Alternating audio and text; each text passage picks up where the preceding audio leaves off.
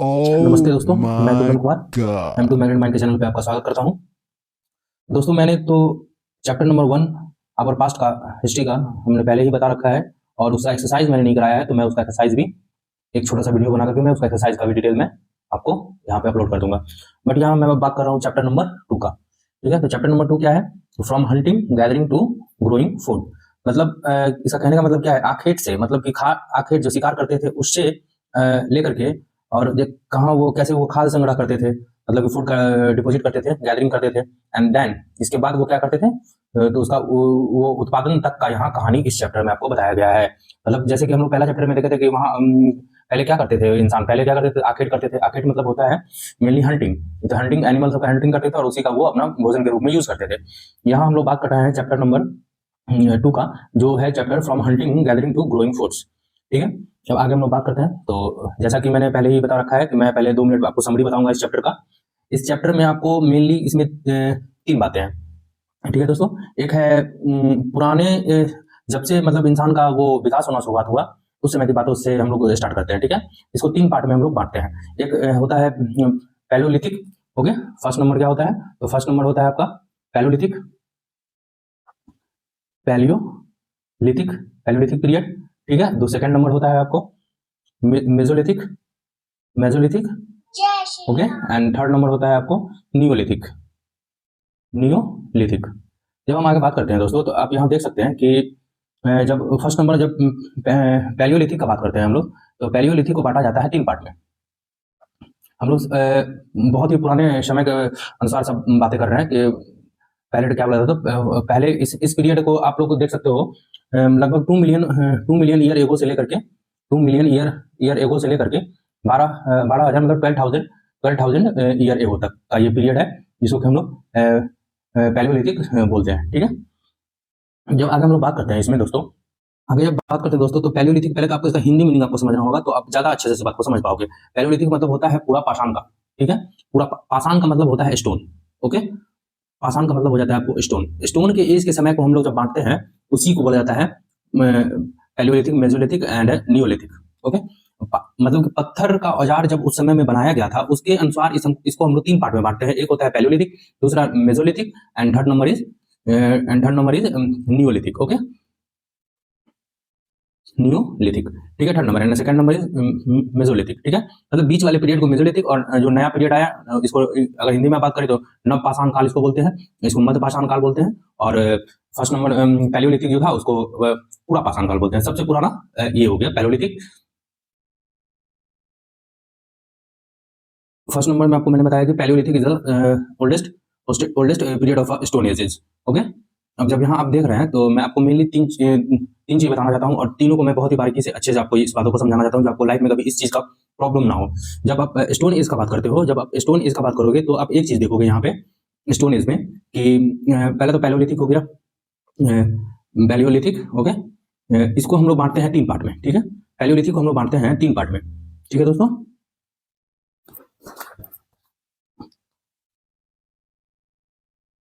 Palaeolithic को हम लोग बांटते हैं 3 पार्ट में। ठीक है, किस किस में? तो फर्स्ट नंबर हो जाता है आपको lower, and second number is middle, and third number is upper. Okay, आप इसको भी आप हिंदी में समझो कि हिंदी में क्या है। मिडिल, मिडिल हो गया बीच वाला, मध्य पाषाण काल, और ये उत्तर पाषाण काल हो गया, और ये आरंभिक पाषाण काल हो गया। ठीक है, आरंभिक पूरा पाषाण काल। ठीक है, मिडिल पूरा पाषाण काल, और अपर उत्तर उत्तर पूरा पाषाण काल। ठीक है, यहाँ पे 3 चीजें होती है। ये आप देखोगे कि 99% जो हिस्ट्री है ह्यूमन का वो इसी पीरियड में हुआ, पैलियोलिथिक टाइम में हुआ, लोअर मिडिल एंड अपर के टाइम में। इसको भी 3 पार्ट में बांट दिया गया है। ठीक है, अब हम लोग जब बात करते हैं तो सेकंड नंबर इसका पीरियड क्या है दोस्तों आपको इस बातों को याद रखना है कि 2 मिलियन ईयर एगो से लेकर के कितना 12,000 ईयर एगो तक का पीरियड को हम लोग बोलते हैं पैलियोलिथिक पीरियड, और इस पीरियड में ही 3 पार्ट में बांट दिया गया है, जिसको बोला जाता है लोअर अपर एंड मिडिल, मतलब lower middle and upper. Okay, मतलब आरंभिक मध्य पूरा पाषाण काल, और मिडिल मिडिल को क्या बोले, मिडिल को बोला मैंने कि मध्य पाषाण काल, और लास्ट वन इज अपर उत्तर पूरा पाषाण काल। ठीक है, पहले तो आपको इस बात को याद रखना है कि पैलियोलिथिक मतलब होता ही क्या है। तो पैलियो मतलब होता है, सबसे पहले पैलियो मतलब होता है प्राचीन। ओके, पैलियो मतलब होता है प्राचीन, मतलब कि बहुत ही पुराना, ओल्डेस्ट। ठीक है, ओल्डेस्ट। और जब आप बात करोगे पैलियोलिथिक, लिथिक का मतलब होता है आपको पत्थर, ठीक है।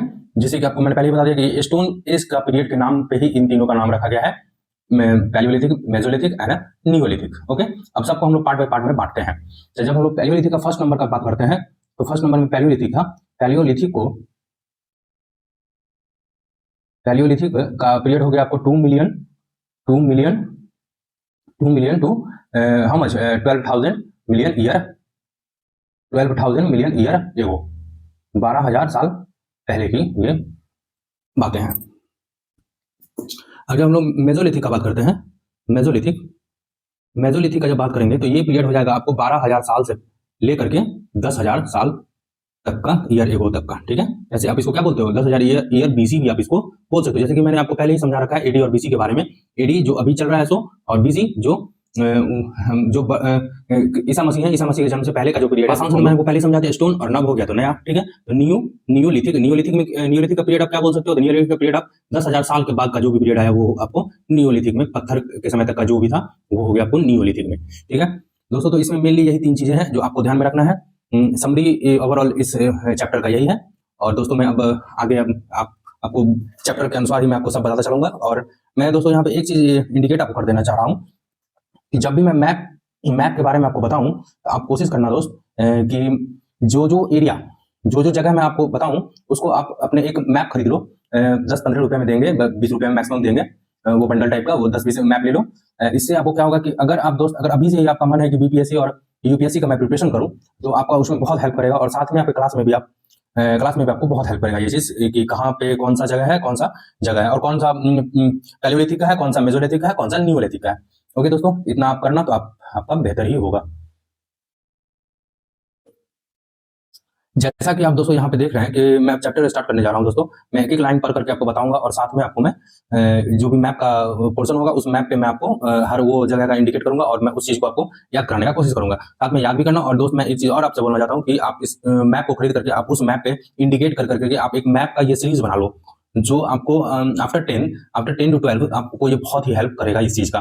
साथ में आप तो एक तो आपको याद भी हो जाएगा और साथ में आपको वो नोट्स भी बन जाएगा कि कौन कहाँ क्या है, और आपको दिमाग में ऑलवेज रहेगा वो जब तक आप कुछ क्लियर ना कर लो। ओके चलो फिर दोस्तों, मैं तो अब यहाँ पे आपसे बात करना चाह रहा हूँ चैप्टर नंबर 2 के बारे में, ठीक है। चैप्टर नंबर 2 क्या बोल रहा है, from hunting gathering to growing food. मतलब जो आखेटक थे, आखेटक फ्रॉम हंटिंग, जो जानवर का जो शिकारी थे, वहां से लेकर के वो कैसे अपना फूड को गैदरिंग करने लगे, और गैदरिंग मतलब कि जमा करने लगे, स्टोर करने लगे, और फिर उसके बाद कैसे वो खेती करने लगे, इसी के बारे में इस चैप्टर में आपको मेनली समझाया गया है। चलिए दोस्तों, तो आते हैं हम लोग बात करते हैं। सबसे पहले तो एनसीईआरटी के फर्स्ट चैप्टर में एक कहानी के रूप में ही बताया जाता है।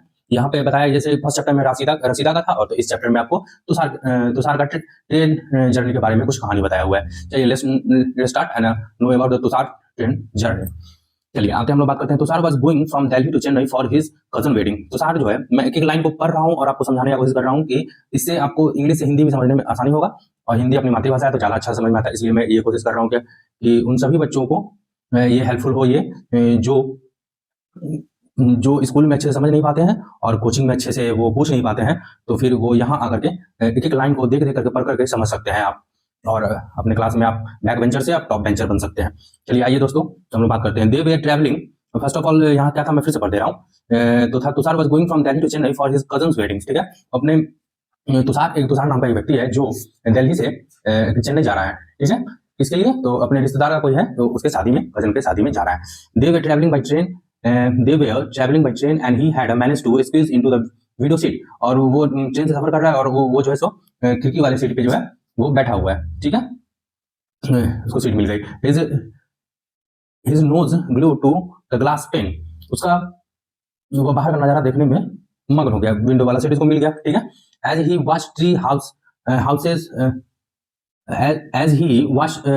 and houses fly past, his uncle tapped his shoulder and said, "Do you know that train was first used about 150 years ago?" उसके चाचा उसके बगल में बैठे हुए उसके कंधे पर हाथ रखते हैं और बोलते हैं, क्या तुम जानते हो, you know that the train was the first use about 150 year, 150 साल पहले ही ट्रेन का जो है शुरुआत हुआ। तुषार आश्चर्यचकित हो गया। When people couldn't travel quickly from one place to another, did they spend their entire lives where they were born? मतलब ये तुषार का क्वेश्चन यहाँ पे होने लगा कि चाचा से क्वेश्चन कर रहा है और वो बोल रहा है कि 150 मतलब चाचा उस समय में, तो इसका मतलब है जो उससे पहले तो कुछ नहीं रहा होगा, जो आदमी जहां जन्म लेते होंगे वो वहीं के वहीं रहते होंगे, कहीं आना जाना नहीं होता होगा। वो सभी सभी एक ही जगह पर अपनी जिंदगी बिता देते होंगे? नहीं, ऐसा कोई बात नहीं है। क्या है, यहाँ देख लेते हैं हम लोग। या quickly from one place to did they spend their inside lives where they were born? Not quite. ऐसा नहीं, ऐसी बात नहीं है।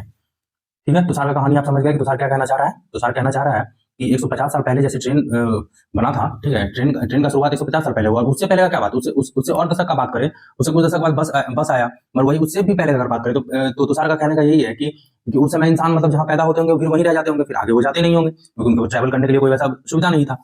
बट स्टार्ट हम जानना चाहते हैं कि एक जगह से दूसरी जगह वो इंसान कैसे पहुंचे और क्यों पहुंचे। इस चैप्टर में मेनली उसी बात का जो है सो जिक्र है। चलिए आइए हम लोग बात करते हैं the earliest people why were they on a move. आरंभिक मानव आखिर वो इधर उधर क्यों घूमते थे। चलिए अब उन्हीं के बारे में हम लोग अब आगे जानने का कोशिश करते हैं। We know about the people who live in a subcontinent as early as 2 million year एगो।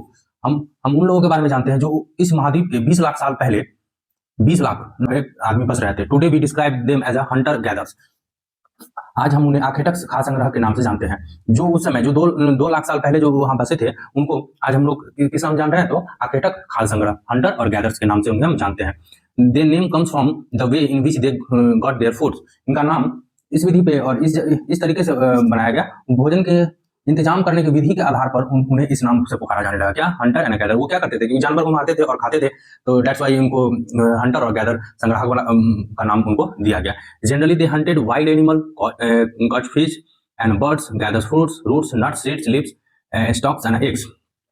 वो आमतौर पर खाने के लिए वो जंगली जानवरों का शिकार करते थे, मछलियां और चिड़ियां पकड़ते थे, ठीक है, और फल फूल, दाने, पौधे, पत्तियां, अंडे, इन्हीं सब चीजों का वो उपयोग किया करते थे। Hunter gather move from place to place, there are many reason for this.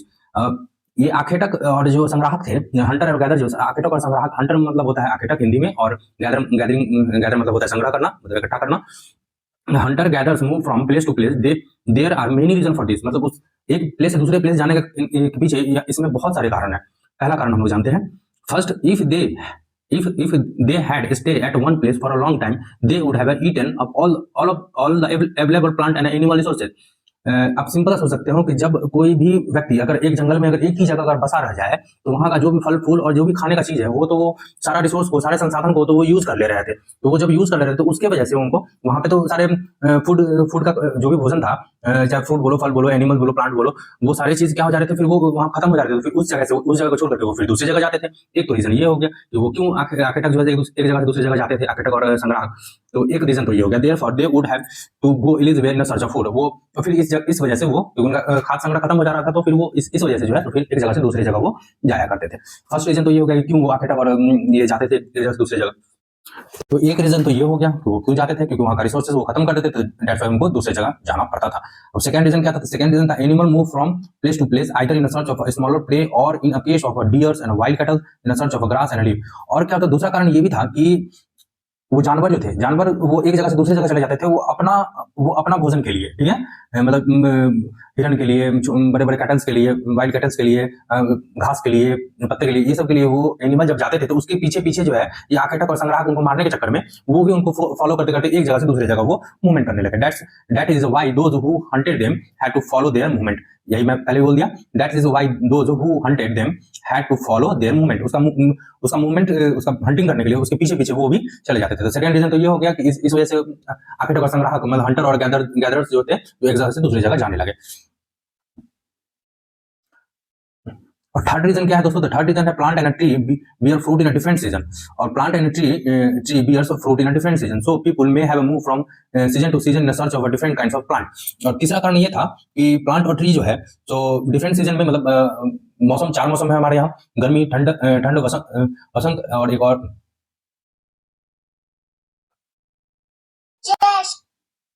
गर्मी। जैसे गर्मी हुआ तो गर्मी के मौसम में कुछ और फल उगते थे और ठंडी के समय में कुछ और फल उगते थे, बरसात के मौसम में कुछ और होते थे।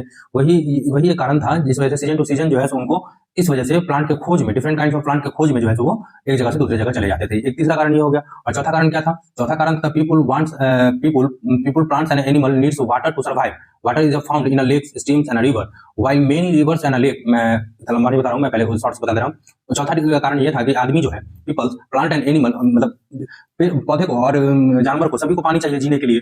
तो इस वजह से जहाँ पानी होते कहाँ है, तो झील में होते हैं, समुद्र में होते हैं और नदी में होते हैं। तो उसी एरिया के और जो है सो वो एनिमल जो है सो जाने लगे। तो इस कारण से भी इंसान जो है सो उनके पीछे चला गया आखेट के लिए।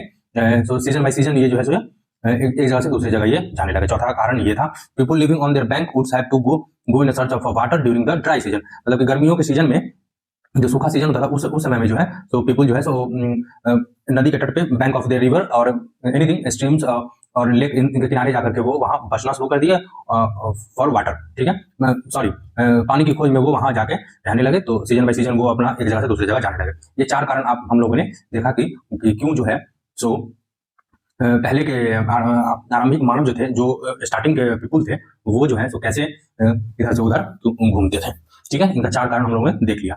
आगे दोस्तों हम लोग बात करते हैं how do we know about this people. कैसे हम लोग आरंभिक मानव के बारे में जानकारी प्राप्त करते हैं। चलिए आइए हम लोग बात करते हैं। आर्कियोलॉजिस्ट आप इसका मतलब जानते हैं, हिंदी इसका मीनिंग होता है पुरातत्वविद। ठीक है, archaeologist have found some of the things hunters gathers made and used.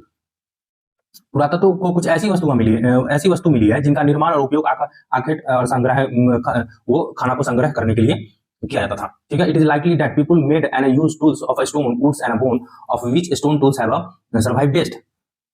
यह संभव है कि लोगों ने अपने काम के लिए पत्थरों और लकड़ियों और हड्डियों का औजार बनाए हों। इनमें से पत्थर के औजार आज भी बचे हुए हैं। उस समय में क्या आर्कियोलॉजिस्ट जो उनको बहुत सारा चीज मिला है, हड्डी का बना हुआ हथियार और लकड़ी का बना हुआ, पत्थर का बना हुआ, बट अभी भी बचा हुआ क्या है, तो पत्थर का वो बचा हुआ अभी भी सर्वाइव है। some of these stone tools were used to cut meats and bone। उसमें से कुछ ऐसा पत्थर का हथियार बना हुआ था, औजार बना हुआ था, हथियार बोलो औजार बोलो जो भी बोलो, टूल्स बना हुआ था, जिस टूल से जो है वो मीट को कट करते थे और उसकी हड्डी को कट करते थे। ठीक है, scrap black from tree and hides animal skins, chop fruit roots, मतलब कि सारा काम वो उसी औजार से करते थे जिससे कि वो स्टोन पत्थर से बना हुआ था, स्टोन से बना हुआ था। ठीक है, जैसे कि उसका एनिमल का स्किन, चमड़ा निकालना, फ्रूट को कट करना, एक्सेट्रा। ठीक है, जैसे रूट को खोदना, मतलब जैसे जड़ों को खोदना, ये सब वो पत्थर का ही एक औजार बना लेते, टूल्स बना लेते थे, उसी से वो सारा काम करते थे। some may have been attached to the handle of a bone or woods।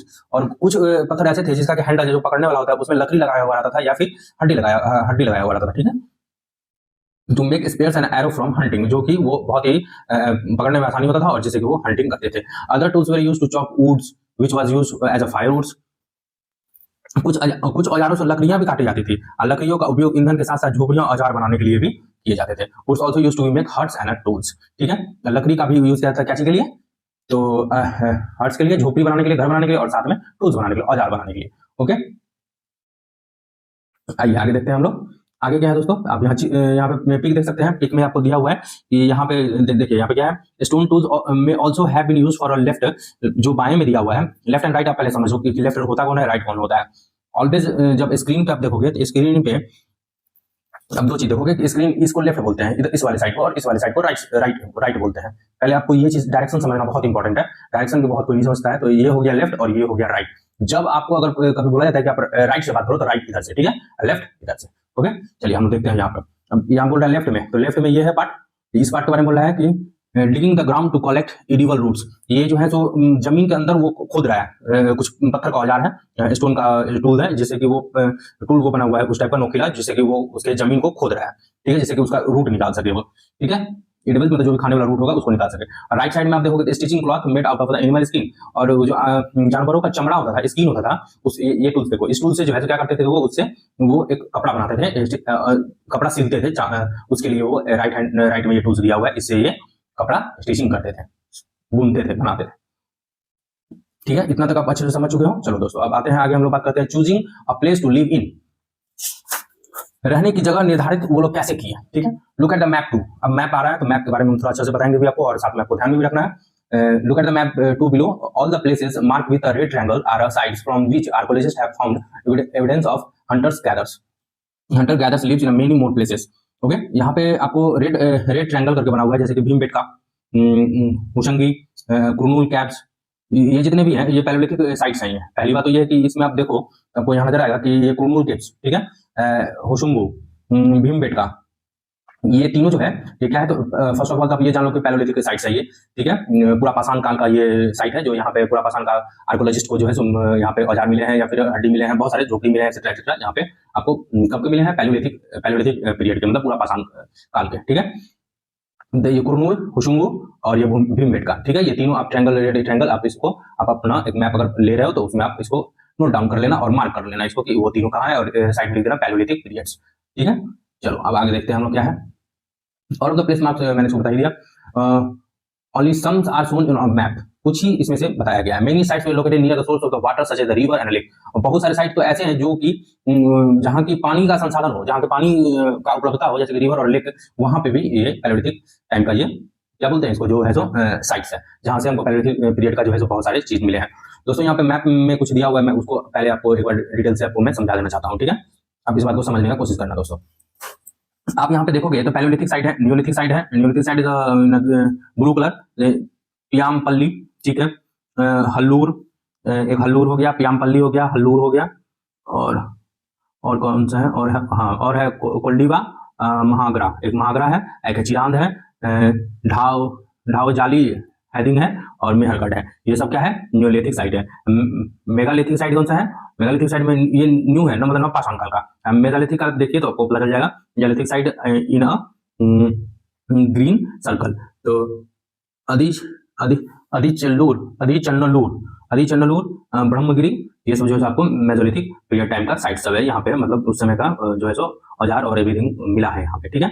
और सबसे पुराना गांव कौन सा है, अर्ली विलेज में आप देखिए इनाम गांव है, एक महाराष्ट्र में है इनाम गांव, ये बहुत ही पुराना गांव है ये। मॉडर्न सिटीज का बात करेंगे तो आधुनिक सिटी कहाँ का है, स्टार्ट जहां लगा हुआ है मुंबई, कोलकाता, इसे तो आप जान ही रहे होंगे, ठीक है। आप इसको एक बार मैप पे नोट डाउन कर लेना तो आपको सारा बातें यहाँ पे याद रहेगा। और जैसे मैंने आपको कुछ बात बोला, जैसे भीमबेटका आप देखो तो नर्मदा रिवर के नीचे है ये, ठीक है, ऊपर है, सॉरी, नर्मदा रिवर के ऊपर में भीमबेटका है। और यहीं पे आप देखोगे हसुंगु, यहाँ पे कृष्णा रिवर निकल रहा है, ठीक है। और कुरनूल, मतलब कि मेरा कहने का मीनिंग ये है, जो भी आप साइड देखोगे वो साइड आपको मेनली नजर आएगा जहाँ की वाटर रिसोर्सेज आर अवेलेबल, मतलब जहाँ की वाटर रिसोर्सेज प्रेजेंट है, वहाँ मतलब नदी के किनारे, समुद्र के किनारे, लेक के किनारे, झील के किनारे, बस यहीं पे जो है मैक्सिमम साइड वहाँ पे आपको दिखाई देगा। As a stone tool were important, people try to find a place where good quality stone was easily available. Stone tool के लिए इंपॉर्टेंट ये था कि आदमी जो है सो कोशिश ये कर रहा था कि वो जगह खोज रहा था जो जहाँ की अच्छे क्वालिटी के स्टोन मिलते होंगे, ठीक है। जैसे कि आप भीमबेटका के बारे में देख सकते हो, यहाँ पे यहाँ पे दिया हुआ भीमबेटका के बारे में। Bhimbetka in the present of Madhya Pradesh, अभी भीमबेटका कहाँ पड़ता है, तो मध्य प्रदेश में पड़ता है, एमपी में, ठीक है। जहाँ के सीएम कौन है, मोहन यादव जी है, बीजेपी के, ठीक है। शिक्षा की बात बोल दिया है मैंने अभी इन परसेंट। तो भीमबेटका की बात करते हैं, इन percent is situated in Madhya Pradesh, ठीक है। This is an old site which with cave and rock shelters, people choose these natural caves because they provided shelter from the rain, heat and wind. These rock shelters are close to the Narmada Valley. Can you think of why choose these live places? देखिए, जब हम लोग भीमबेटका की बात करते हैं, आपको map में भी मैंने यहाँ बताया कि देखिए यहाँ भीमबेटका नर्मदा रिवर के ऊपर है, ठीक है। भीमबेटका गुफा है, केव्स है। जैसे यहाँ हम लोग बात कर रहे हैं भीमबेटका की, प्रेजेंट में कहाँ पे है, तो ये मध्य प्रदेश में। इस पूरा स्थल पर गुफाएं और कंदराएं मिलती हैं, ठीक है। कंदराएं में चित्र बना हुआ है इस पर, ठीक है। लोग इन गुफाओं में इसलिए रहते थे क्योंकि यहाँ उन्हें बारिश, धूप और हवाओं से राहत मिलती थी। इस केव में वो क्यों रहते थे, क्योंकि उनको बारिश से, उष्मा से, बारिश से, धूप से और हवा से, इन सब चीजों से उनको राहत मिलता था। These rock shelters are close to the Narmada valley, ये जो गुफाएं हैं वो नर्मदा घाटी के पास है, ठीक है। आप सोच सकते हो, ये क्वेश्चन कर रहा है यहाँ पे, can you think of why people choose to live here. बिल्कुल आप सोच सकते हो, मैंने आपको पहले भी बता रखा है कि आपको एग्जांपल तो यही है कि due to present of water resources like Narmada river near of Bhimbetka, ठीक है। एक रीजन तो यही हो गया। और दूसरा बात, वहाँ पे वन का क्षेत्र था, तो वहाँ पे आखेट करने के लिए उनको अच्छा से सब कुछ मिलता था, जानवर से लेकर फल फूल एवरीथिंग, दैट्स व्हाई वो इस जगह को चूज किया, ठीक है। चलिए आइए हम लोग कुछ बात करते हैं। यहाँ पे दिया हुआ rock painting and what tell us. शैल चित्रकला, मतलब कि पत्थर पे जो पेंटिंग करते थे उसके बारे में, इनमें से हम इनसे हम क्या पता कर सकते हैं, बस उनके बारे में हम लोग को जानना है। Many of caves in which these early peoples live have painting on a wall. ये जो जिन गुफाओं में लोग रहते थे उनमें से कुछ की दीवारों पर जो है सो चित्र मिले हैं। इनमें से कुछ सुंदर उदाहरण है मध्य प्रदेश और दक्षिणी उत्तर प्रदेश की गुफाओं से मिले चित्र हैं। जैसे कि some of the best example are the Madhya Pradesh and southern Uttar Pradesh. Uttar Pradesh का नीचे वाला पार्ट और मध्य प्रदेश का ऊपर वाला पार्ट, नर्मदा रिवर से ऊपर बिंदु, उसको मैंने आपको पहले बताया, बिंदु हिल्स है, वहां पे विंध्याचल हिल्स है, नर्मदा रिवर, और वहीं पे भीमबेटका भी है, ठीक है।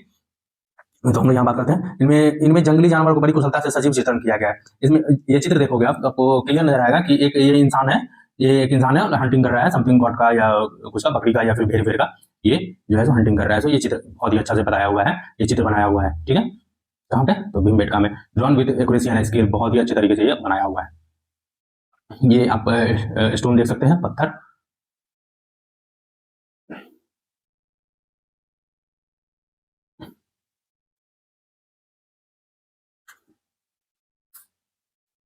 अब हम लोग साइट्स के बारे में देखते हैं। पुरा स्थल उस स्थान को कहते हैं। साइट किसको बोलते हैं? Sites are the place where the remain of a things, tools, pots and building etcetera were found. पुरा स्थल, इसको पुरा स्थल मतलब कहने का ये यहाँ पे ये मीनिंग है कि साइट्स जो है ये, साइट किसको बोलते हैं? साइट उसको बोलते हैं जहां की हमें औजार, बर्तन, इमारत जैसी वस्तुओं का अवशेष मिलते हैं, जो पहले के आदमी यूज कर रखे हैं और वो अभी भी रेस्ट उस समय उस जगह पे मिल गया, उसी को हम लोग पुरास्थल बोलते हैं, साइट्स बोलते हैं, ठीक है। These were made use and left behind the people. ये ऐसी वस्तुओं का निर्माण लोगों ने अपने काम के लिए किया और बाद में वो वहीं पे उसको छोड़ करके चले गए, ठीक है। They made be found on the surface of the earth. ये जमीन के ऊपर, अंदर, कभी कभी समुद्र, नदी के तल में भी पाए गए हैं।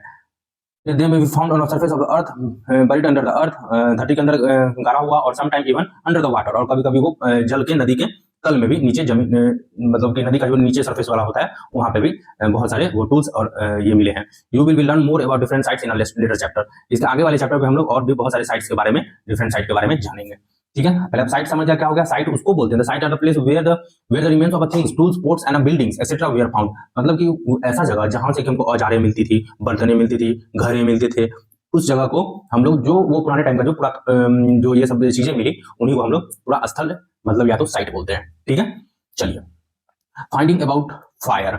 अब आग की खोज कैसे हुई उसके बारे में हम लोग अब जानते हैं। Find the Kurnool caves on a map. अब चलिए मैप पे आते हैं हम लोग। First of all comes to the map, और ये देखिए मैंने वो पहले बताया था कुरनूल केव्स, यहाँ पे देख लीजिए, है ना, कुरनूल केव्स है। और मैंने कोई एक बताया भीमबेटका, भीमबेटका के बारे में देख लीजिए, मध्य प्रदेश में पड़ता है, ये कुरनूल केव्स है, ठीक है।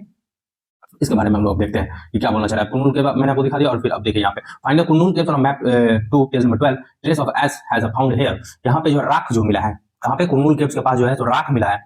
राख किसको बोलते हैं भाई? तो राख उसको बोलते हैं जो कि मतलब आग, जैसे आग जलने के बाद जो उसका रेस्ट बच जाता है उसको राख बोलते हैं, ठीक है। आग का इस्तेमाल कई कार्यों के लिए किया गया होगा, जैसे कि प्रकाश के लिए, मांस भूनने के लिए, खतरनाक जानवरों को दूर आदि भगाने के लिए। अब जब आग का खोज क्यों हुआ होगा, तो आग का खोज क्यों हुआ होगा? Fire could have been use, क्यों यूज हो रहा होगा आग का? तो बहुत सारी चीज में एज सोर्सेस ऑफ लाइट, पहले तो किसके लिए? तो वो जो है सो प्रकाश के लिए करते थे, और साथ में वो जो हंटिंग करते थे उसका मीट को रोस्ट करने के लिए, मतलब उसको भूनने के लिए, and to scare always animal, और खतरनाक जानवरों को जो है उसको डराने के लिए जो है आग का प्रयोग उस समय किया जा रहा होगा। What do we use fire for today? और अभी हम लोग आग का क्या यूज करते हैं? यू ऑल नो कि क्या क्या हम लोग अभी आग का यूज करते हैं हर जगह, विदाउट तो कोई काम ही नहीं होना है। चलिए आगे बात करते हैं हम लोग नेम एंड डेट। जैसे कि मैंने आपको पहले ही समरी मैंने इसका बता रखा है। आर्कोलॉजिस्ट, जैसे कि मैंने तीन चीज आपको बोला था, Palaeolithic, Mesolithic and Neolithic, PMN। आप इसको याद रख सकते हो, पूरा पाषाण का 3 पीरियड, PMN। और इसमें 3 पीरियड, पैलियोलिथिक में कौन सा period? Lower, upper, sorry lower, middle and upper, ठीक है। ये पूरा पाषाण का 3 पीरियड था, जो कि आपको मैंने पहले ही बताया, 2 lakh million, 2 million to how much, 2 million to 12,000 year, 20,000 year ago का जो भी बात करेंगे तो वो पैलियोलिथिक में आता था, ठीक है। हम लोग अब इसको अच्छे से देखते हैं। चलिए, नेम और डेट कैसे पढ़ना, नाम और तिथियां कैसे। Archaeologist have given lengthy name for the time that was studying. हम लोग जिसके बारे में पढ़ रहे हो था सा लेंदी नाम रखा, बड़े बड़े नाम रखे। They call the earliest period, वो सबसे पुराने समय को वो लोग पैलियोलिथिक बोलते हैं, पैलियोलिथिक, ठीक है। This come from 2 words, Greek, ये ग्रीक वर्ड से निकला है पैलियोलिथिक। पैलियो मीनिंग्स होता है ओल्ड, प्राचीन, जो सबसे पुराना हो, ओल्डेस्ट, एंड लिथोस मतलब होता है स्टोन, ठीक है। The name point two the importance of find of stone tools. इसका नाम इसलिए ही इसका नाम पड़ा,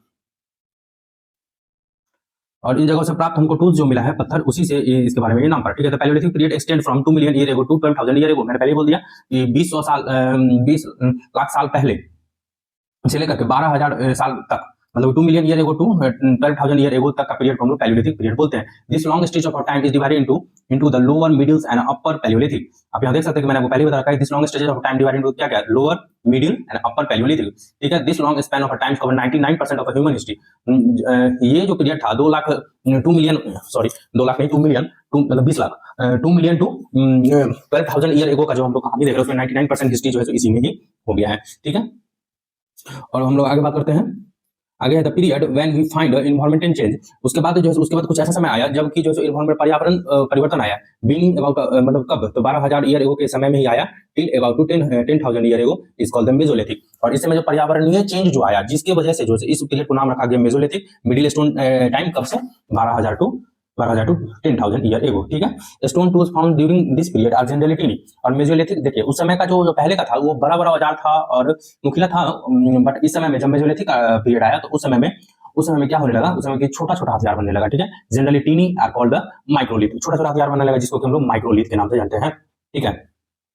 चलिए आगे देखते हैं। Microlith will probably stucks on to the handle of bone और वुड। और माइक्रोलिथ जो होता है उसको मैंने पहले बताया जहां पकड़ने वाला होता था उस पे जो है मेनली वो लोग क्या करते थे, वो या तो हड्डी यानी तो लकड़ी का वो जो है सो हैंडल लगा देते थे, ठीक है। Microlith were probably sticks on the handle bone and woods to make tools such as saw and sickles. At the same time older variety of tools continue to be used. और ऐसा नहीं था कि वो जो पैलेलिथिक टाइम में जो औजार बना हुआ था वो इस समय में भी यूज नहीं हो रहा था, इस समय में भी यूज हो रहा था, बट मैक्सिमम यूज छोटे छोटे हथियार बना करके ही, मतलब औजार बना करके, टूल्स बना करके ही यूज किया जाता था। नेक्स्ट स्टेज आता है आपको क्या, 10,000 ईयर एगो का, जिसको हम लोग नियोलिथिक के नाम से जानते हैं, जिसको कि मैंने बोला नव पाषाण काल। मैं आपको फिर से बता दे रहा हूँ, पैलियोलिथिक मतलब होता है पूरा पाषाण। हिंदी में जब हम बात करोगे तो हिंदी से ऐसे ही पकड़ा जा रहा है, पाषाण मतलब होता है स्टोन और पूरा मतलब होता है प्राचीन, ओल्डेस्ट, ठीक है। पैलियोलिथिक 3 पार्ट में बांट दिए, लोअर, मिडिल, अपर, ठीक है। ये तीनों हो गया पैलियोलिथिक का टाइम, जो कि मैक्सिमम टाइम तो यही है, 2 लाख से लेकर के 2 मिलियन से लेकर के 20 लाख से लेकर के 12,000 ईयर तक का जो समय है वो हो गया पैलियोलिथिक। मेसोलिथिक का जब आप बात करोगे, मेसोलिथिक में आ जाता है 12,000 से लेकर के 10,000 साल की। उस समय में इन्वायरमेंटल पर्यावरण चेंज हुआ और गर्मियां बढ़ने लगी, जिससे कि है जिससे एनिमल सारा जैसे कि जो भी घास खाने वाले जानवर थे उनकी संख्या बढ़ने लगी, ठीक है। तो ये हो गया आपको मेसोलिथिक पीरियड से। मिडिल स्टोन एज मेसोलिथिक बोलते हैं 12,000 से 10,000 ईयर एगो। और वही 10,000 ईयर एगो आप इसको क्या बोल सकते हो बाबा, तो बीसी बोल सकते हो, इसको याद रखना आप इस चीज को। 10,000 ईयर एगो यहाँ पे आप बीसी भी बोल सकते हो, ठीक है। 10,000 year 10,000 year ago is known as neolithic. और 10 साल ईयर पहले का जो हम लोग बात करते हैं उसके बाद का वो नियोलिथिक पीरियड के टाइम में आता है। चलिए आते हैं हम आगे बात करते हैं। We have also mention the name of the some places, you find the name of the many more places in the later chapter. और हम लोग और भी बहुत सारा साइट, बहुत सारा जगह देखेंगे जो आगे के चैप्टर में दिया हुआ है। Very often we use present day name of the place where people live in the past because we do not know what they called them. हमने कुछ स्थानों के नाम दिए हैं, अगले अध्याय में आपको मिलेंगे। अक्सर हम पुराने स्थानों के लिए उन नामों का प्रयोग करते हैं जो आज प्रचलित है, ठीक है, क्योंकि हमें ज्ञात नहीं है कि उस काल में इसके क्या नाम रहे होंगे।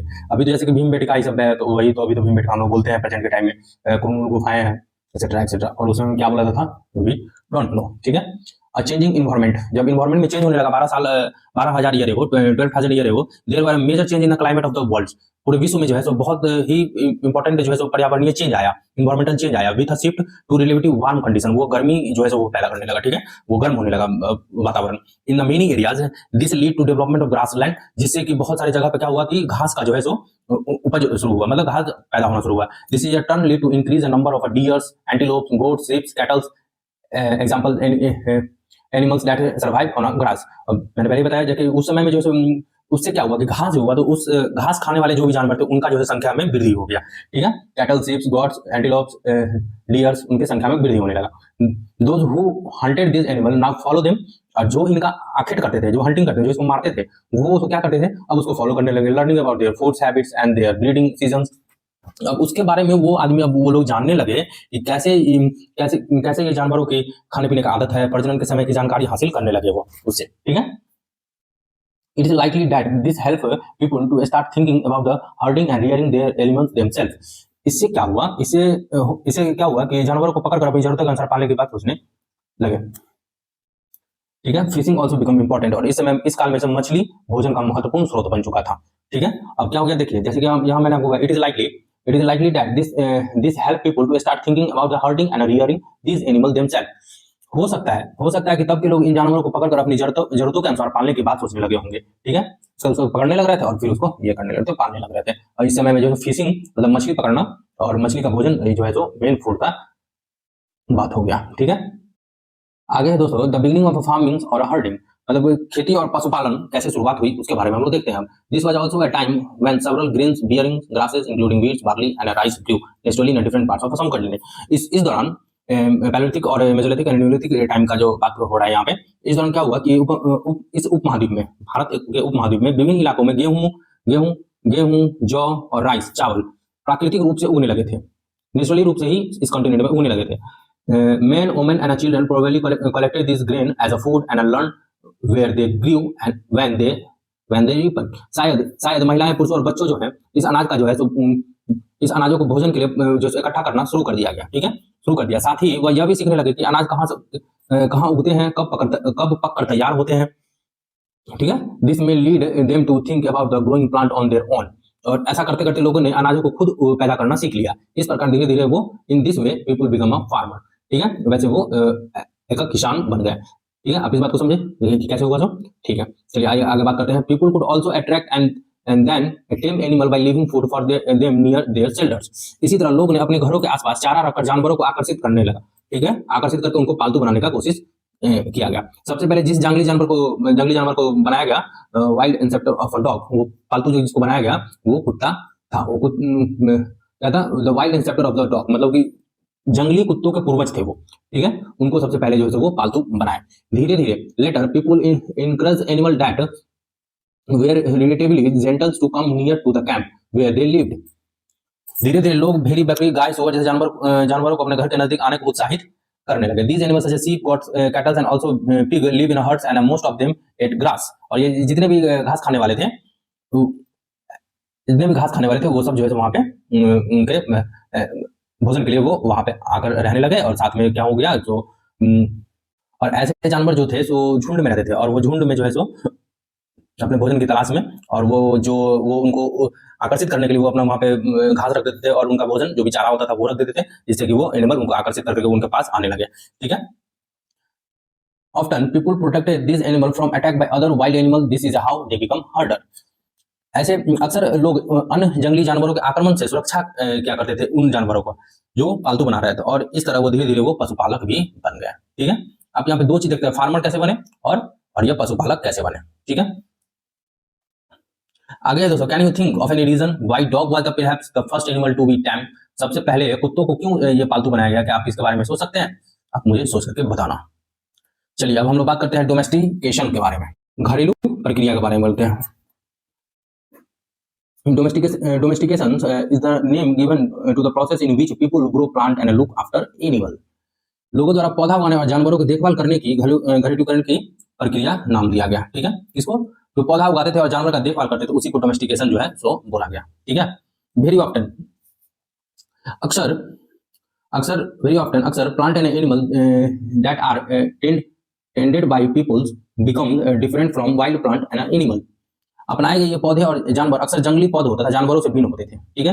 ये जो हम लोग मतलब वो जो घरेलू में जो रखते थे डोमेस्टिकेशन में, वो जो है जैसे जो हम पौधा उगाते थे घर में और जो जानवर को हम पालतू बनाते हैं, वो सभी जो है सो जंगली जानवर और जंगली पौधों से बहुत ही अलग होते थे, ठीक है। This is because people select plant and animal for domestication. यही वजह है कि इस प्रक्रिया के तहत अपनाए गए पौधे और जानवर का लोग चयन करते हैं। उदाहरण के तौर पर फॉर एग्जाम्पल हम देख सकते हैं, they select those plant and animal that's are not prone to diseases. वो उन्हीं पौधों और जानवरों को चयन करते थे जिनके बीमार होने की संभावना बहुत ही कम होते थे, ठीक है। For example they selected those not prone to disease, ठीक है। They also select plant that yield large grains and have a strong stocks capable of bearing their weight of the ripe grain. और वो उसी पौधा का चुनाव करते थे जिसका कि बीज मतलब जिसका कि दाना जो हो वो बड़े साइज में हो, ग्रेन जिसका अनाज जो हो वो बड़े साइज में हो, और साथ में वो उसका जो पौधा होता है वो पौधा उस पौधे को संभाल सके, मतलब उसे जब वो फल पक जाए, मतलब सॉरी जब वो अनाज पक जाए तो वो उसको संभाल सके, वैसे पौधा का ही वो चुनाव करते थे। Seed from selected plant are preserved and sown to ensure that new plants and seeds will have the same qualities। और क्या करते थे, और उसी में से जो वो उपजाते थे अनाज, उसी अनाज में से कुछ अनाज वो रख लेते थे एज सीड, बीज के रूप में, जो कि फिर वो अगले टाइम न्यू प्लांट के लिए वो रखते थे वो सेम क्वालिटी का उत्पादन करने के लिए, ठीक है। आगे दोस्तों, amongst animals those are relatively gentle are selected for breeding। और उन्हीं जानवरों को वो चुनाव करते थे जो उसी जानवर को चुनाव करते थे जो कि आमतौर पर अहिंसक होते थे, उसी जानवर को वो लोग जो है तो चूज करते थे। As a result gradually domesticated animal and plant become different from wild animal and plant. और वो जंगली जानवर और इनसे जो है तो बहुत ही अलग होते थे ये पौधे और जानवर। For example the teeth and horn of wild animals are usually much larger than those of domestic animals. और डोमेस्टिक एनिमल से जो है सो बहुत ही बड़ा होता था उन लोगों के दांत, वो एग्जांपल के रूप में आप यहाँ देख सकते हैं। ये डोमेस्टिक के लिए होता था, डोमेस्टिक में दांत कम छोटे होते थे, और वही जंगली होते थे तो उनका ये दांत इतना सारा बड़ा होता था, ठीक है। Look at the two set of teeth which do you think belongs to the wild pig. ये सुअर का है ये, and which do domestic ones. इसमें से आप यूज कर सकते हो कौन डोमेस्टिक वन है। ये तो डोमेस्टिक के लिए घरेलू के लिए था, और ये जंगली वाइल्ड के लिए ये था। Domestication was the gradual process that took place in many parts of the world. यह प्रक्रिया डोमेस्टिकेशन जो था ये घरेलू यह प्रक्रिया जो पूरी दुनिया में धीरे धीरे चलती रही। यह करीब इट्स बिगिंस अबाउट 12,000 ईयर एगो। ये जो प्रोसेस शुरुआत हुआ डोमेस्टिकेशन का, मतलब पशुपालन और ये मतलब पौधे उगाना और जानवरों को पालतू बनाना, ये प्रोसेस जो है कब शुरुआत हुआ? 12,000 साल पहले। Virtually all plants and animal produce that we use food today as a result of domestication. ये करीब 12,000 साल पहले शुरुआत हुआ। वास्तव में आज जो हम भोजन कर रहे हैं वो इसी प्रक्रिया की वजह से है। ठीक है। कृषि के लिए अपनाई गई सबसे प्राचीन फसल में गेहूं और जौ आते हैं। आप मैंने उस समय चैप्टर में बताया था, और यहाँ भी मैं आपको बता रहा हूँ कि सबसे पहले कृषि का जो बात करोगे तो सबसे पहले गेहूं और जौ, व्हीट और बार्ली ही उपजाया गया था। The earliest domestication animals include sheeps and goat. और जब आप बात करोगे तो सबसे पुराने पालतू बनाने वाले में से कुत्ते के बाद जैसे भेड़ और बकरी आते हैं। ठीक है, पालतू में, नॉट काउ। Got it. अनाज का उपयोग, way in which grain was used as a seed, बीज के रूप में उसको रखते थे।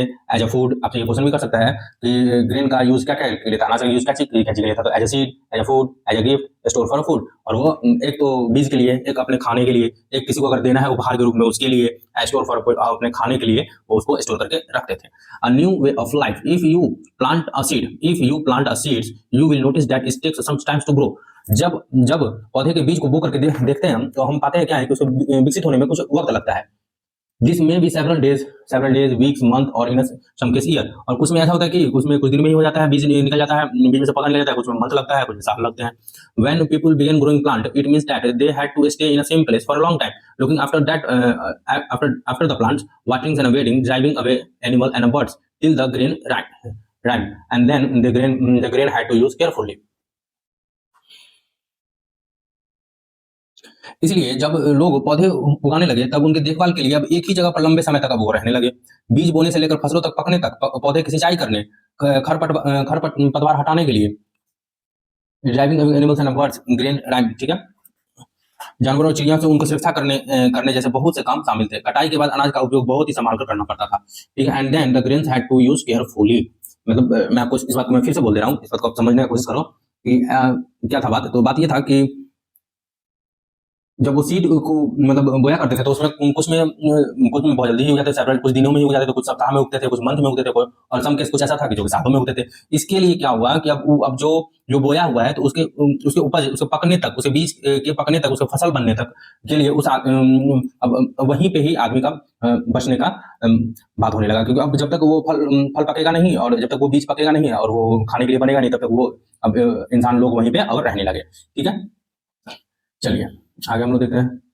As a grain had to store for both food and seed. जैसे कि हम लोग पहले बात करें, अनाज का हम लोग क्यों यूज करते थे, तो फॉर स्टोर फॉर बोथ, खाने के लिए और बीज उपजाने के लिए। पीपल हैड और फिर सीड, बीज बनाने के लिए। People had to think to way of storing it.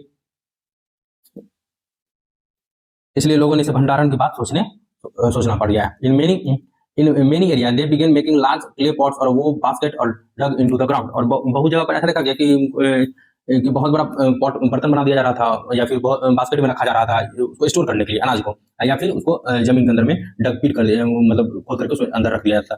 Do you think hunter gathers would have made and use pot? Give reason for your answer.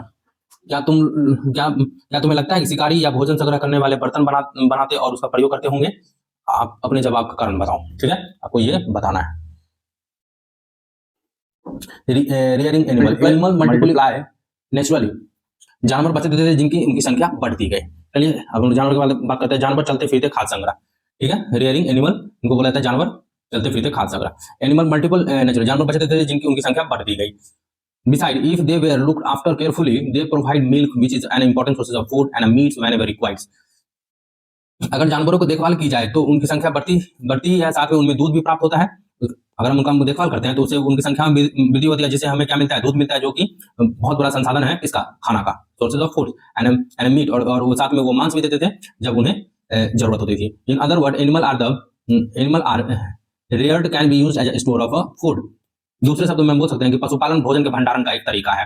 आप समझ सकते हो क्यों? क्योंकि एनिमल को पालता था और पालने से क्या होता था कि उससे दूध निकलता था, मीट निकलता था, एक्सेट्रा बहुत सारी चीजें होती थी जो कि वो फूड का मेन सोर्सेस है। अपार्ट फ्रॉम फूड, वो खाना के भोजन के अतिरिक्त what are the other things that could have been obtain from animal, और हम जानवर से क्या पाते हैं उसके बारे में बताना है आपको। हम खाना को छोड़कर और क्या पाते हैं। What are the animal use for today, अभी के समय में एनिमल का यूज हम लोग किस लिए करते हैं। उस समय में तो बहुत सारी बातें थी और अभी के रिस्पेक्ट में आपको बताना है अभी एनिमल का यूज क्या क्या है।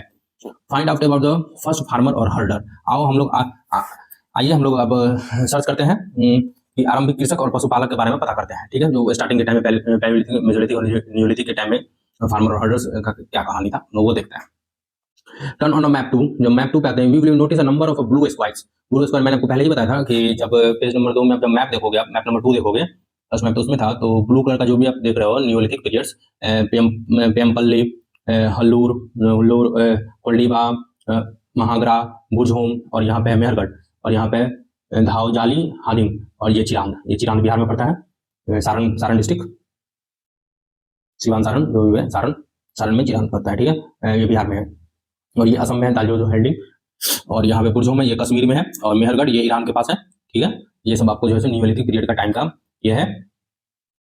ये जितने भी ब्लू डॉट मैंने आपको मैप पे दिखाया है, जितना भी ब्लू डॉट देख रहे हो आप, कोल्डीबा, महागरा, चिरांद, बुझहोम, मेहरगढ़, दावजालिंग हेडिंग्स, यहाँ पे हो गया पायामपल्ली और हल्लूर, ये सब जितने भी साइट है यहाँ पे पुरातत्वविदों को जो है शुरुआती के कृषक और पशुपालक होने का यहाँ पे साक्ष्य मिलता है। कहाँ पे, जो मैंने आपको ब्लू डॉट्स अभी मैप पे जो भी दिखाया है। ठीक है, अब हम लोग आगे देखते हैं। Each mark a site from where archaeologists have found evidence of early farmer, और शुरुआती के कृषक और फार्मर के बारे में जो है यहाँ से हम लोग को पता चला है। जैसे कोल्डीबा हो गया, कोल्डीबा, महागरा, चिरांद था, और सारण में चिरांद इधर एक असम में था, और एक आपको उधर ईरान की तरफ पाकिस्तान से बगल वाले पार्ट में था, अफगानिस्तान से बगल वाले पार्ट में वहाँ पे था एक, और फिर नीचे था। ओके, ये हम लोग देख लेते हैं। There are found all over the subcontinent, ये सभी हमारे उपमहाद्वीपों में पाए जाते थे। These are found all over the subcontinent. Some of the most important one are in the northwest in the present day of Kashmir and in east and south India. जैसे कि मैंने आपको बताया कि एक तो कश्मीर में था बुझहोम, और एक था आपको नॉर्थ वेस्ट में क्या था, नॉर्थ वेस्ट में आपको था ईरान, पार्ट ऑफ ईरान, आपको सेकंड पार्ट में क्या था, तो ये था मेहरगढ़, सॉरी मेहरगढ़। दो चीज यहाँ पे आप ध्यान रखोगे, एक रखोगे बुझहोम और एक रखोगे मेहरगढ़। ये कश्मीर में है और ये ईरान के साइड में, ईरान के साइड पार्ट में है ये Mehrgarh, north west of India. ये इंडिया का पार्ट है तो ये नॉर्थ वेस्ट हो गया। पहले मैं आपको एक डायरेक्शन आज बताता हूँ, डायरेक्शन बहुत कोई नहीं समझ पाता है, तो इसलिए मैं आपको डायरेक्शन समझाने की कोशिश करता हूँ यहाँ पे पहले। ठीक है दोस्तों, आप डायरेक्शन को पहले समझो। दोस्तों यहाँ पे आप डायरेक्शन के बारे में आपको बता रहा हूँ मैं, आप इस चीज को डायरेक्शन को पहले आप समझ लो। ठीक है, इसको बोलते हैं नॉर्थ, ठीक है, इसको बोलते हैं साउथ, इसको बोलते हैं वेस्ट, इसको बोलते हैं ईस्ट। ठीक है, इतना तो आप लोग अच्छे से समझते होंगे। चलो आगे मैं आपको बताता हूँ। एक अगर जब नॉर्थ साउथ के बीच से सेंटर से जब एक और खींच देते हो, एक लाइन ये हो गया और एक लाइन ये हो गया, ओवरऑल यही डायरेक्शन होते हैं। इसको आप क्या बोलते हो, ये नॉर्थ और ईस्ट के बीच में है तो नॉर्थ ईस्ट, और ये वेस्ट और नॉर्थ के बीच में है तो वेस्ट नॉर्थ वेस्ट, और ये साउथ और वेस्ट के बीच में तो साउथ वेस्ट, और ये साउथ और ईस्ट के बीच में तो साउथ ईस्ट। ये डायरेक्शन आपको ध्यान में रखना है। ठीक है, जैसे कि मैंने आपको बोला इंडिया यहाँ पे था, ठीक है, और ये नॉर्थ वेस्ट देखोगे तो यहाँ पे आपको मेहरगढ़ ईरान के बारे में दिया हुआ है। यहाँ पे सबसे पहले स्टार्टिंग में जो है यहाँ पे कृषक और पशुपालक का जानकारी यहाँ पे मिलता है, और ऊपर में जब आप नॉर्थ में हो तो यहाँ पे कश्मीर था, भारत का एरिया में कश्मीर, यहाँ पे क्या था, यहाँ पे था बुझहोम। ठीक है, आइए दोस्तों, this turn lead to increase the number of deer antelope, these are found all over the subcontinent। ये हमारे उपमहाद्वीप के सभी क्षेत्रों में ये पाया जाता है। some of the most important ones in the north west, जो मैंने बता दिया नॉर्थ वेस्ट में क्या था Mehrgarh, and in present day Kashmir, Burzahom, and east and south India, और कुछ पूर्व कुछ इंडिया के ईस्ट में, इस साइड में, और कुछ साउथ में। ठीक है, ये पाया जाता है। To find out whether this site were settlement of farmer and herder, scientist study evidence of plant and animals bone. वास्तव में ये जो कृषक और पशुपालक की जो बस्ती थी या नहीं, इसे जांचने के लिए वैज्ञानिक जो है तो क्या किया, यहाँ पे खुदाई किया और पौधे और पशुओं की हड्डियों के नमूने का जो अध्ययन करने का यहाँ पे शुरुआत किया गया। One of the most exciting find includes remains of burn grain. वहाँ पे सबसे एक्साइटिंग, सबसे आश्चर्यजनक चीज क्या मिला, तो वो जला हुआ वहाँ पे जो है अनाज मिला। ठीक है, these may have been burned accidentally और ऑन पर्पस, या तो हो सकता है ये अचानक खुद ब खुद जल गया होगा, या फिर कोई पर्पस से इसको जलाया गया होगा, कोई कारण से इसको जलाया गया होगा। ऐसा साइंटिस्ट वैज्ञानिकों का, आर्कियोलॉजिस्टों का सर्च किया, उसके बारे में ये सोच है। Scientist can identify this grain and so we know that number of crops were grown in different parts of continent. ऐसा लगता है कि ये गलती से या फिर जानबूझकर जलाए गए होंगे। ठीक है, वैज्ञानिक इन अनाजों के दानों को पहचान कर सकते हैं। इस तरह हमें पता चलता है कि इस महाद्वीप के विभिन्न भागों में बहुत सारी फसलें उगाई गई होंगी। So we know that the number of crops were grown in different parts of subcontinent. इस महाद्वीप के विभिन्न भागों में फसलें उगाई जाती रही होंगी। वैज्ञानिक विभिन्न जानवरों की हड्डियों को भी पहचान कर सकते हैं। They also know identify the bones of a different animal. Toward a settle life, toward a settle life, अस्थायी जीवन की ओर। Archaeologist have found traces of hut और हाउसेज एट सम साइट। कुछ जगह पे आर्कोलॉजिस्ट को जैसे क्या मिला है, पुरातत्वविदों को झोपड़ी और घर के निशान मिले हैं। जैसे कि हम लोग बात करते हैं for instance in Burj home, जो कि मैंने आपको बताया था प्रेजेंट कश्मीर ऊपर नॉर्थ के साउथ वाले में, कश्मीर में आपको क्या पाया जा रहा है, तो बुर्ज होम है वहाँ पे कुछ ऐसा पाया गया है। तो देख लेते हैं। People built pit house which were dug into the ground. वहाँ के जो बुर्ज होम के वर्तमान के वहाँ के लोग थे, वो गड्ढे के नीचे घर बनाते थे, जिनको कि क्या बोला जाता है, गर्तावास बोला जाता है। ठीक है, तो क्या बोलते हैं, पिट हाउस बोलते हैं। ठीक है, they may have provided shelter in a cold weather. इससे उन्हें ठंड के मौसम में सुरक्षा मिलती थी। Archaeologist has also found cooking hut both inside and outside the hut. और आर्कोलॉजिस्ट ये भी खोजा कि वो लोग खाना जो है तो उस घर के अंदर और घर के बाहर भी बनाते थे, झोपड़ी के घर आवास के अंदर भी और बाहर भी। Which suggest that depending on the weather people could cook food either indoor और आउटडोर। वो मौसम के अनुसार जो है तो वो अंदर और बाहर खाना का बनाते थे, ऐसा आर्कोलॉजिस्ट का कहना है। ठीक है, stones tools have been found from many site as well. बहुत सारी जगहों से पत्थर के भी औजार मिले। इनमें से in many of these are different from earlier palaeolithic tools and that is why they are called Neolithic.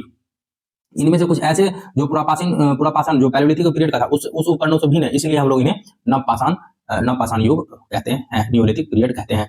These included tools that were polished give at a fine cutting edge and mortars and pistols। यहाँ पे मैं फिर से पढ़ दे रहा हूँ। These tools that were polished to give a fine cutting edge and mortar and pistols used for grinding grains and other plant produce।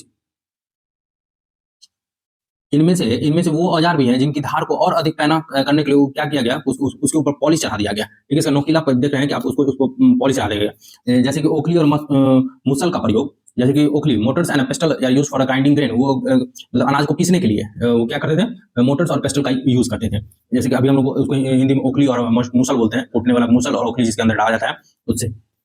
ठीक है, अभी भी हम लोग अभी भी प्रेजेंट है, अभी भी यूज होता है इस चीजों का गाँव में आप देख सकते हो। तथा वनस्पति से प्राप्त अन्य चीजों को पीसने के लिए जो है तो ऐसे औजार का जो है तो हम लोग बनाते थे। Mortars and pestle are used for grinding grains even today. अभी भी ये जो है सो ओखली और मोटार मतलब ओखली और पेस्टल मतलब होता है मुसल, कूटने वाला। तो mortars and pestles are used for grinding grains even today. अभी भी हम लोग का यूज हो रहा है 7,000 ईयर लेटर। वो जो पहले यूज होते थे वो अभी भी यूज हो रहे थे, जो 1000 ईयर एगो का बात कर रहा है। At the same time, the tools are the Paleolithic types continue to be made and used, and I remember some tools were also made of a bone। उसी तरह प्राचीन युग का जो औजार था निर्माण, उसको भी प्रयोग में लगातार होता रहा और कुछ औजार तो हड्डियों से बनाए जाते थे। जैसे कि आप नीचे बहुत सारा पिक देख सकते हैं, न्यू स्टोन टूल्स। ये न्यूलिथिक पीरियड टाइम का पत्थर है जिसका ये भी आपको पिक्चर दिया हुआ है। ठीक है, many kind of earthen pots have also been found। नवपाषाण युग के पुरास्थलों से कई प्रकार की मिट्टी के बर्तन मिले हैं। Many kinds of earthen pots has been found। These were sometime decorated and were used for storing things। और ये जो पोट है उसको बहुत जगह ऐसा देखा गया कि उसको डेकोरेट किया गया है उस बर्तन को, जो कि किसके लिए, तो वो उसमें अनाज स्टोर करने के लिए। ठीक है, people began using pot for cooking food, especially grain like rice, wheats and lentils that now become an important part of diets। जैसा कि हम लोग देख रहे हैं कि पहले क्या था कि वो पोट को जो है किसके लिए थे, तो खाना को स्टोर करने के लिए रखा जाता था। ठीक है, फिर आगे क्या हो गया, यही पोट का जो है कुकिंग खाना बनाने के लिए यूज होने लगा। स्पेशली ग्रेन लाइक राइस, कुछ ऐसा अनाज जैसे कि राइस चावल, व्हीट गेहूं, जैसे चावल गेहूं और दलहन डेट आर नाउ बिकम, अब जो कि अभी के समय में हम लोग का इंपॉर्टेंट डाइट्स हो चुके हैं ये। ठीक है, Beside, they began weaving cloth using different kinds of materials, for example, cotton that could now be grown। इसके साथ साथ अब लोग कपड़े भी बुनने लगे थे। weaving cloth using different kinds of material, जिससे कि बहुत सारे चीज बनाने लगे। और इस समय तक जो है सो कपास का भी जो है सो उत्पादन होने लगा कॉटन कपड़ों के लिए। ठीक है, कपड़ा बनाने के लिए कपास का जो है सो उत्पादन होने लगा। Did thing change everywhere and all at once. क्या आप सोच सकते हैं कि हर जगह पर परिवर्तन एक ही बार में ऐसा ही हुआ होगा? नॉट क्वाइट, ऐसा जरूरी नहीं है कि ऐसा ही हुआ होगा। In many areas man and women still continue to be hunt and gather food. और बहुत सारे ऐसे एरिया अभी भी थे न्यूलिथिक पीरियड में, जो कि वो मेसोलिथिक और ये तो पैलियोलिथिक का ही वो काम कर रहे थे, आखेट कर रहे थे, हंट कर रहे थे जानवरों को और फूड को गैदर कर रहे थे, इकट्ठा कर रहे थे। And elsewhere people adopted farming and hunting. और कहीं पे ऐसा था कि जहाँ की पशुपालन और खेती कृषि कार्य शुरू हो चुका था। Slowly over the several thousand years ago। Besides, in some cases, people try to combine this activity doing different things during different season। बहुत जगह लोग मौसम के मुताबिक बदल बदल कर अपनी आजीविका चलाया करते थे। हर मौसम में हर टाइप की कृषि और पशुपालन किया करते थे। Closer look living and dying in Mehrgarh. Mehrgarh हम लोग कहाँ देखे थे? Mehrgarh in Iran, in the north west part of India. इन उसके बारे में हम लोग मेहरगढ़ के बारे में हम लोग आगे देखते हैं। हम लोग सूक्ष्म क्लोजर लुक हम लोग सूक्ष्म निरीक्षण करते हैं मेहरगढ़ के बारे में। मेहरगढ़ में जीवन और मृत्यु के बारे में हम लोग बात करते हैं। चलिए आइए दोस्तों, हम लोग find the Mehrgarh on a map. चलिए हम लोग मैप पे मेहरगढ़ फिर से देख लेते हैं। वेयर इट इज मैप ये यहाँ है मेहरगढ़। देखिए आप मेहरगढ़ का आप एक बार फिर से नोट डाउन कर लीजिए, मेहरगढ़। ठीक है, अब आते हैं हम लोग। हाँ चलिए मेहरगढ़ के बारे में बात करते हैं। This site is located in the fertile plain. यह जो है फर्टाइल प्लेन नियर द बोलन पास। एक तो यहाँ पे आपको ये भी ध्यान रखना है कि वो जो पार्ट था नॉर्थ वेस्ट, यहाँ पे जहाँ पे मेहरगढ़ था वहाँ पे एक बोलन पास है, बोलन दर्रा है। तो बोलन पास मतलब सुरंग है, पास है, जिसके पास पास इन द सेंस मतलब कहने का मतलब उससे आप जा सकते हो ईरान की तरफ। ये देखो which is one of the most important route into Iran. Iran जाने के लिए वो बहुत ही इंपॉर्टेंट पार्ट है। क्या है? बोलन पास। आपको ये भी याद रखना है कि बोलन पास कहाँ पे है, तो अफगानिस्तान के साइड में है। ठीक है, जो कि ईरान को कनेक्ट करता है बोलन पास। ठीक है, आपको ये बात को याद रखना है, जो मेहरगढ़ के साइड में। ठीक है, Mehrgarh was probably one of the place where people learn to grow barley and wheat. Mehrgarh एक ऐसा स्थान है जहाँ से हमें साक्ष्य मिलता है, पता चलता है कि हम इसके बारे में जानते हैं कि यहाँ पे सबसे पहली बार जो है तो जौ और गेहूं का जो है सो उपजाना शुरुआत हुआ। And rear sheep and goat for the first time in this area. और वहाँ पे जो है और वहाँ पे जो है सो ये बकरी और भेड़ पालना भी सीखा।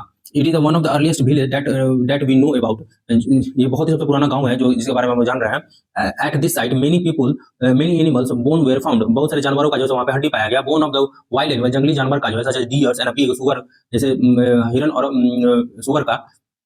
And also bone of sheep and goat, बकरी और भेड़ का भी जो है वहाँ पे जो हड्डी है जो सो हम लोग को मिला है। कहाँ पे? मेहरगढ़ में।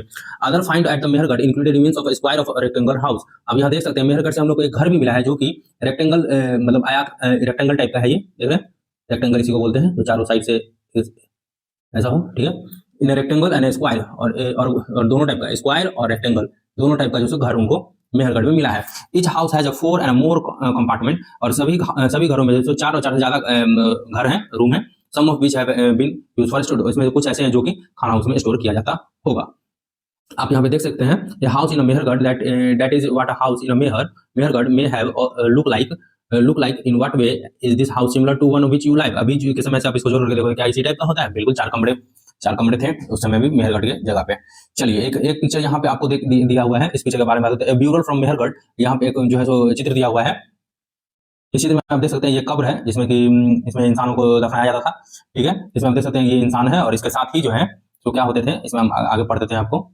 When people die, जब वो आदमी मर जाते थे, their relative and friends generally pay respect to them। उनके सम्मान में people look after them, perhaps into believe that there are some form of life after death। कुछ मतलब उस समय के आदमी को विश्वास था कि आदमी मरते हैं तो फिर वो जन्म लेते हैं, इसी टाइप का। Burial is one of such arrangement. उसमें ऐसा ही कब्र में अरेंजमेंट किया था। Several burial site have been found at Mehrgarh. इस ऐसा जो साइट जो है मेहरगढ़ में पाया गया है। In one instance that dead person was buried with gods which were probably meant to serve as foods in the next world। संभवतः इसे परलोक में मृतक को खाने के लिए रखा गया होगा। क्या क्या? गॉड और शिप सबको रख दिया था, जिससे कि वो अगले दुनिया में जो है वो इसको यूज कर सके खाने के लिए। ऐसी मान्यताएं थी उस समय की। जैसे कि आप इसमें देख सकते हो, ये आदमी है, आदमी का कंकाल है, और यहाँ पे आप देख सकते हो तो ये भेड़ और बकरी का होगा कंकाल, साथ में ही इनको दफनाया जाता था।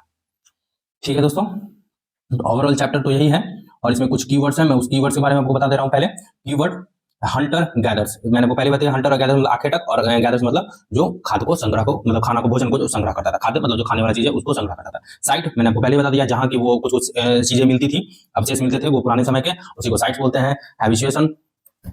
हैबिटेशन उद्योग स्थल, ठीक है, पुरातन स्थल साइट है, ठीक है, आवासीय स्थल, फैक्ट्री हैबिटेशन जहाँ रहते थे, फैक्ट्री उद्योग स्थल। पैलियोलिथिक मैंने पहले बोल दिया, इसका हिंदी होता है पुरापाषाण काल। मेसोलिथिक इसका मतलब होता है मध्यपाषाण काल। माइक्रोलिथ मतलब होता है जो छोटा छोटा औजार बनाया जाता था, उसको tiny tools made from stones, that is called microlith. ठीक है, डोमेस्टिकेशन मतलब वो जो कैसे वो घर में पशुपालन करने लगे, वहीं पे रह करके पालतू बनाने लगे किसान को, वही डोमेस्टिकेशन है। फार्मर कृषक, हर्डर पशुपालक। नियोलिथिक जब नवपाषाण का बात आया तो नवपाषाण में देखे हम लोग मेहरगढ़ सब, जिससे कि हम लोग कृषि उसी और फार्मिंग पशुपालन के बारे में पता चला। ठीक है, और ब्यूरल और कब्र, ब्यूरल इस कब्र होता है जहाँ दफनाया जाता है इंसानों को। ठीक है, अब दोस्तों इसमें एक इमेजिन करने के लिए बात है, यहाँ पे मैं वो पढ़ दे रहा हूँ। You live in a rock shelter like the one shown on page 13 about 12,000 year ago. Your uncle is painting on a inner wall of a cave and you want to help him. Will you mix the colors, draw lines, fill the colors? What was the story of the mighty them? Tell you. Okay तुम आज से 12,000 साल पहले पत्थर की एक गुफा में रहते हो, मान लो।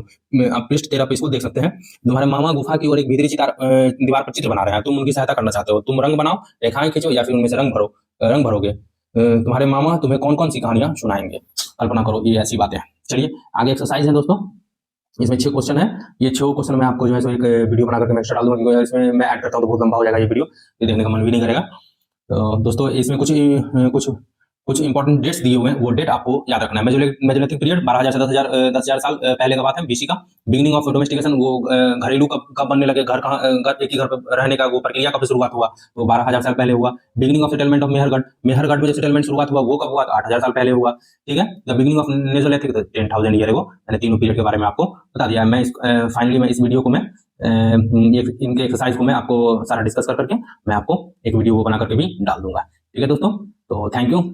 एंड एक बात यहाँ बोलना चाहता हूँ मैं दोस्तों, कि अगर अच्छा लगे मेरी पढ़ाई तो आप इसे सब्सक्राइब कर सकते हो और बाकी दोस्तों को भी शेयर कर सकते हो। थैंक यू दोस्तों, थैंक यू फॉर वॉचिंग।